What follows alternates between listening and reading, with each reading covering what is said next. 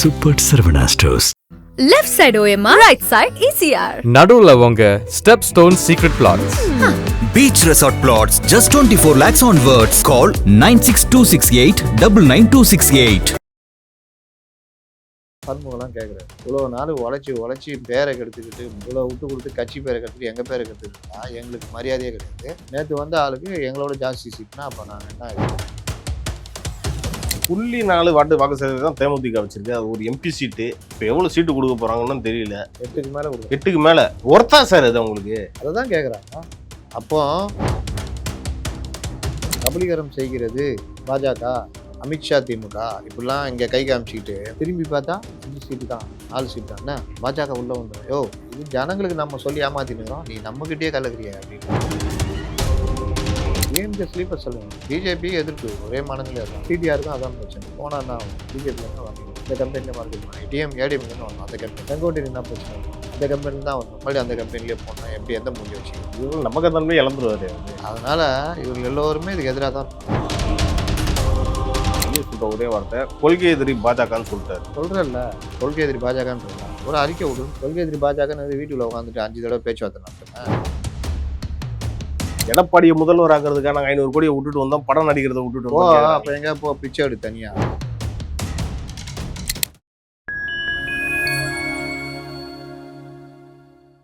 Fine time நேயர்களுக்கு வணக்கம். இன்று நம்மோடு இணைந்திருப்பவர் மூத்த பத்திரிகையாளர் திரு அப்துல் முத்தலீப் அவர்கள். வணக்கம் சார். வணக்கம். இப்போ திமுகவுடைய கூட்டணிகள்லாம் எப்படி சார் போயிட்டு இருக்கு? சீட்டு விஷயம்லாம் வந்து என்ன மாதிரி போயிட்டு இருக்குன்னு நினைக்கிறீங்க? இப்போ சார் காங்கிரஸுக்கு 28 சீட்டு கொடுத்ததுனால கூட்டணி கட்சிகளுக்கு வந்து அதிகமா இப்ப கேட்கறாங்க அப்படின்ற மாதிரி தகவல்லாம் கேட்க மாட்டாங்களா? ஒரு வீட்டுல பசங்க இருக்கானுங்க, ஒரு மாம்பழத்தை வெட்டுறாங்க, அந்த பையன் கொஞ்சம் பெரிய பையனும் ஒரு பெரிய துண்டா கொடுத்துட்றாங்க. புதுசா வந்தவங்களுக்கு கொட்டை. வீட்டுல உங்களுக்குலாம் அந்த அனுபவம் இருக்குமான்னு தெரியல, கொட்டைக்கு சண்டை போட்டுக்குவோம் தெரியுமா? கூட்டு குடும்பத்துல இப்பெல்லாம் ரொம்ப கொஞ்சம் இதாயிடுச்சு.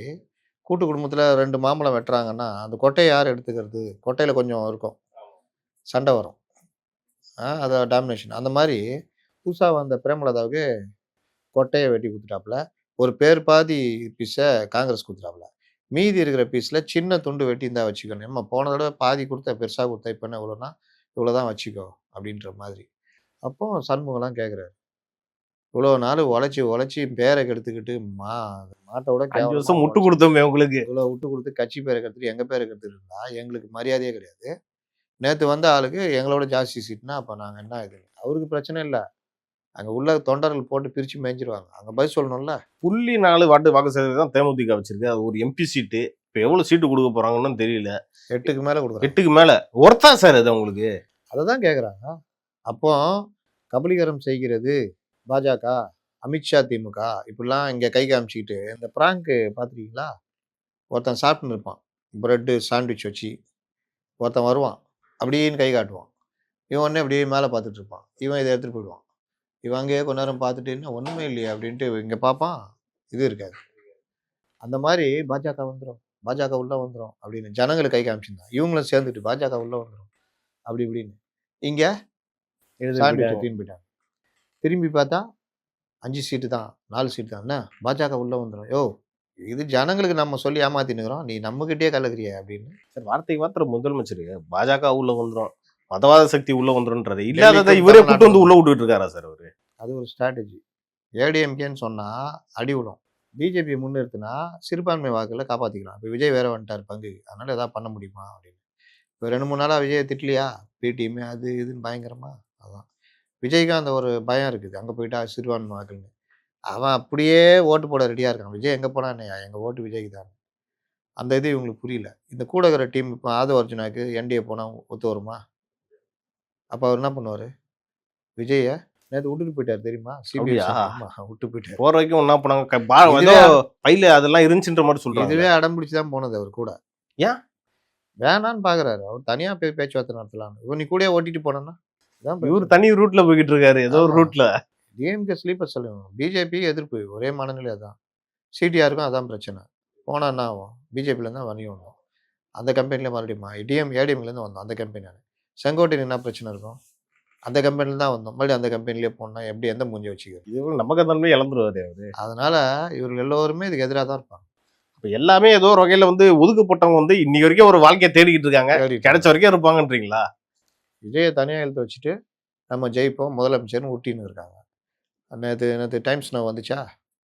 நீ இங்கெல்லாம் விலைக்கு வாங்கலாம். இந்த திருநாவுக்கரசு மாதிரி ஆட்கள்லாம். டைம்ஸ் நவ் முடியாது. அவன் நேஷனல். போட்டானா? கரெக்டாக போட்டிருக்கான். 124 வரைக்கும் என்டிஏ, 115 வரைக்கும் இவங்க.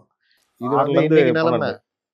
ஆனால் இந்த கூட்டணி அடிதடி, வெளியில் போன ஆன்டி இன்கம்பன்சி பிரச்சாரம், பல இடங்களில் எம்எல்ஏக்களை ஓட விடுறது, பிரச்சாரம் இவங்க பண்ணும்பொழுது வர்ற இது எல்லாம் வரும்போது என்டிஏ அப்படி ஏறிடும். 145 150 போயிடும். இவங்க 70 80க்கு வந்துடுவாங்க. இது 6 to 12ன்னாங்கல்ல, 6 கூட வராது. 6 கூட வராதா? விஜய் மட்டும் ஜெயிப்பார். பெரம்பூர், அதாவது இப்போ பெரம்பூரோ இல்லைன்னா திருச்சி கிழக்குன்றாங்க 2 தொகுதி. தொகுதியா? விஜய்க்கு தான் நீங்க ஓட்டு போடுவீங்க. அது எப்படி சார் பாக்கியம் பாருங்க, முதல் தேர்தலே விஜய்க்கு ஓட்டு போடுறோம். அப்படி நான் சொல்லவே இல்லை சார். உங்க தொகுதி தானே? எங்க தொகுதி? அதான் சொன்னேன். இல்ல, அங்க கிறிஸ்தவர்கள் வாக்கு அதிகமா இருக்கு. குறிப்பா 14% இருக்கு. அதை வந்து முழுமையா அப்படியே வந்து தாவேகாக்கு வரும்ன்ற மாதிரி நம்புறாரா சார் அவர்? ஆமா, அதை இவர் நம்புறா. ஆதவர் ரெடி பண்ணி வச்சிருந்திருக்காப்ல. இவர்கிட்ட வந்து சொல்லிக்கிறாப்ல, இது இந்த இது நம்ம தாவேகாக்கு சாதகமா இருக்கு. அப்ப நானும் இரண்டாப்ல கமலஹாசன் மாதிரி. அதனால ஆதவ் பக்கத்து இதுக்கு வில்லிவாக்கத்துக்கு. அப்போ இவர் வந்து அதை நம்பிட்டு நிற்கிறாரு. போராடணும். இவர் அதை விட்டே நவர முடியாது. ஜெயிக்கிறதுக்கு அவர் மட்டும் ஜெயிக்கிறது. எம்ஜிஆர் காலத்தால சார் ஜேசிடி பிரபாகர் வில்லிவாக்கத்துல இருந்தே ஜெயிச்சிருக்காரு 2 வாட்டி.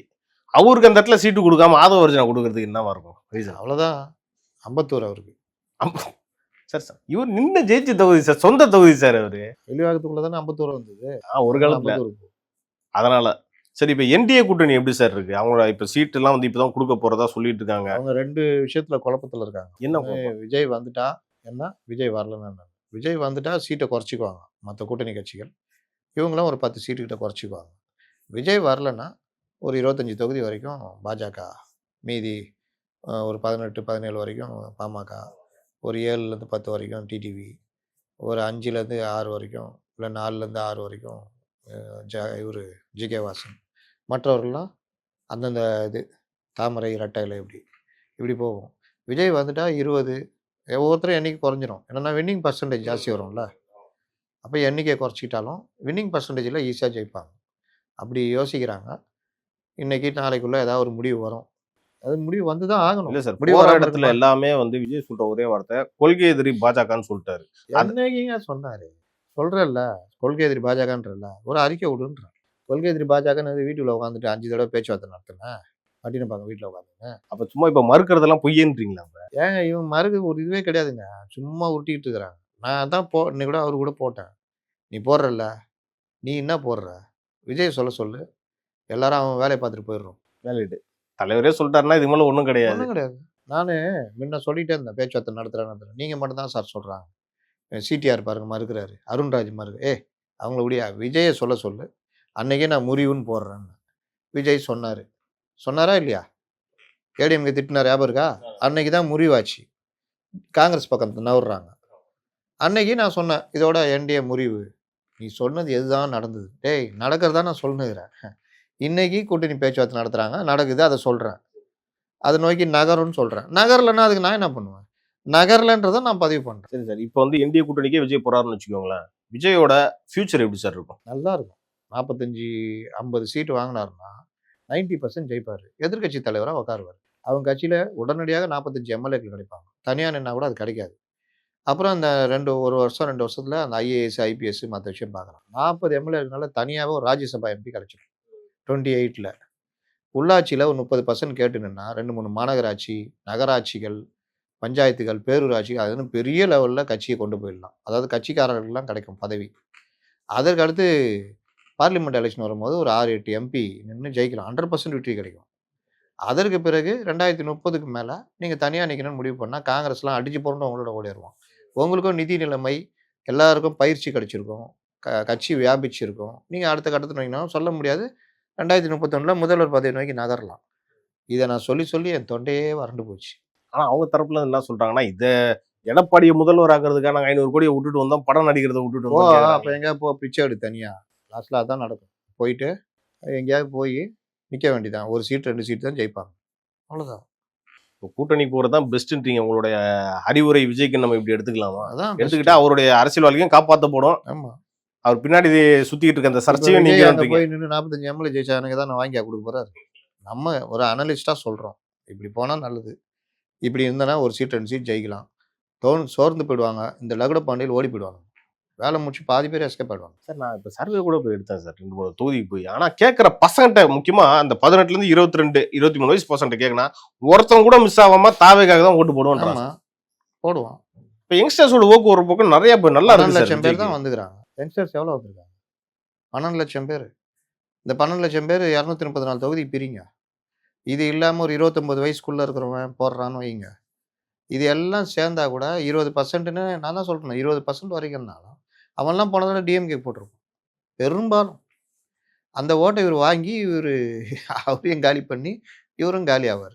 இவர் வாங்குற வாக்கு சதவீதனால இவருக்கு ஒரு சீட்டு கூட எக்ஸ்ட்ரா கிடைக்கும். ஒரு சீட்டு கூட சீட்டாக கன்வெர்ட் ஆகாது. அப்போ சொல்ல போனா விஜய் வந்து என்டிஏ கூட்டணி போகக்கூடாதுன்ற வேலையை தான் திமுக கூட்டணி செஞ்சுட்டு இருக்கின்றீங்களா அந்த அஜெண்டாவை? ஆமாம் அதனாலதான் இவர் மேல வந்து இந்த மதவாத முத்திரை குத்திக்கிட்டு இருக்காங்கன்றீங்களா? ஆமாம். சரிங்க சார், உங்க நேரத்துக்கும் கருத்துக்கும் நன்றி சார்.